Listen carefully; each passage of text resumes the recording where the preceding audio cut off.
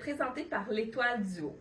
Un petit rappel de ce que c'est l'Étoile du Haut, c'est un centre de périnatalité sociale qui dessert le Haut-Saint-François pour la clientèle 0-5 ans ainsi que pour les personnes enceintes.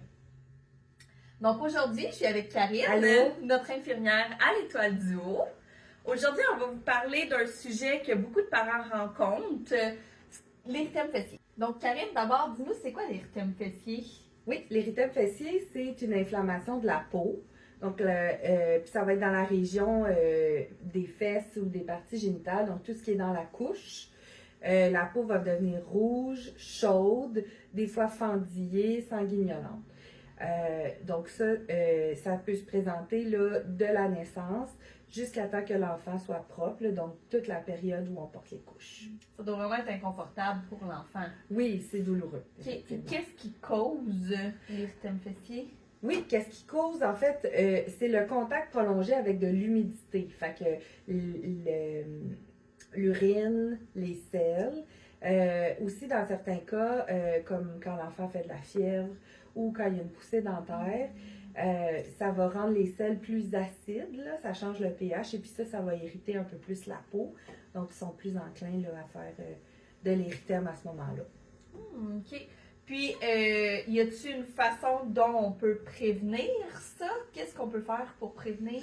Oui, bien dans le fond, on va proposer de mettre une crème à base de zinc, comme le Pénaten, le Zincofax, le Sudocrème ou n'importe quelle marque maison. On va appliquer la crème à chaque changement de couche, même quand la peau elle est saine. Puis on va s'assurer que les fesses soient très très sèches avant d'appliquer la crème pour ne pas enfermer l'humidité à l'intérieur. On va s'assurer aussi que la couche soit de la bonne grandeur, fait qu'à la bonne taille, puis pas attachée trop serrée. On va éviter de partager les tuyaux de crème, les tubes de crème d'un enfant à l'autre pour ne pas propager l'infection. Puis on va essayer de changer la couche fréquemment, régulièrement. Fait ne pas attendre nécessairement qu'elle soit pleine avant de la changer, plus souvent. Puis je pense qu'il y a aussi quelque chose avec les lingettes. Ah oui, c'est ça, exactement. En fait, on va éviter que les lingettes jetables ou les couches soient parfumées ou qui contiennent de l'alcool qui va assécher la peau.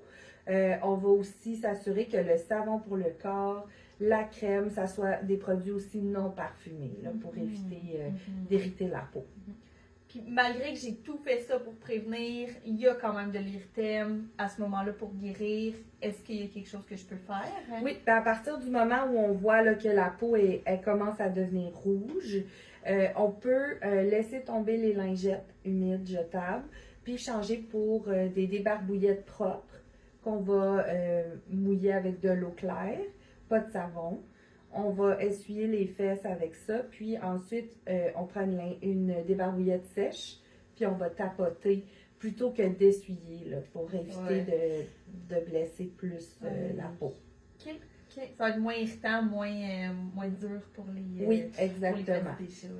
Aussi, on va s'assurer que la peau est vraiment très très sèche avant d'appliquer la crème, là, comme on le faisait déjà. On peut aussi prévoir dans la journée des périodes où le bébé ou l'enfant va être nu-fesse.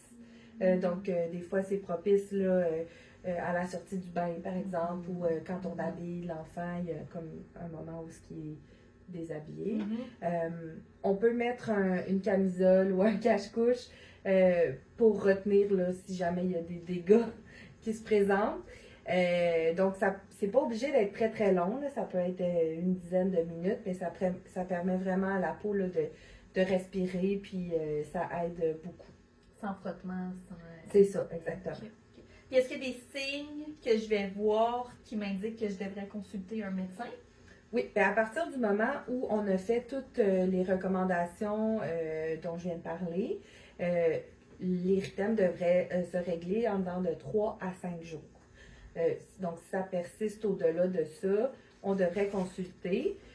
Aussi, si on voit que la rougeur devient très, très rouge vif avec des rebords définis. Des fois, il peut apparaître des petits boutons ou des pustules où on va voir qu'il y a un écoulement À ce moment-là, ben, c'est dire que l'érythème s'est transformé en infection. Puis, ça va prendre une crème, là, soit anti-champignon ou antibactérienne pour ajouter au traitement. Puis naturellement, ben, si l'enfant commence à faire de la fièvre aussi, là, ça sera un signe d'infection. Merci. Donc, en résumé, l'érythème fessier, c'est quand même très fréquent. Oui. Très irritant aussi pour l'enfant. Dans la plupart des cas, on est quand même capable de bien le gérer à la maison, bien le Avec les prévenir, conseils bien de base. Mhm. Puis il ne faut pas se culpabiliser. Là, tous les enfants vont passer par là. Même si on a tout fait les recommandations, il y aura un moment donné dans la vie de l'enfant où il y aura un érythème. Là. On s'en sort pas. Merci Karine. Ben, ça me Très fait plaisir. rassurant. Oui. Donc, merci d'avoir été avec nous pour ce podcast-là. Si vous avez d'autres questions en lien avec l'érythème fessier, n'hésitez pas là, à consulter l'Étoile du Haut. Et au plaisir de se revoir pour un prochain podcast. Yay!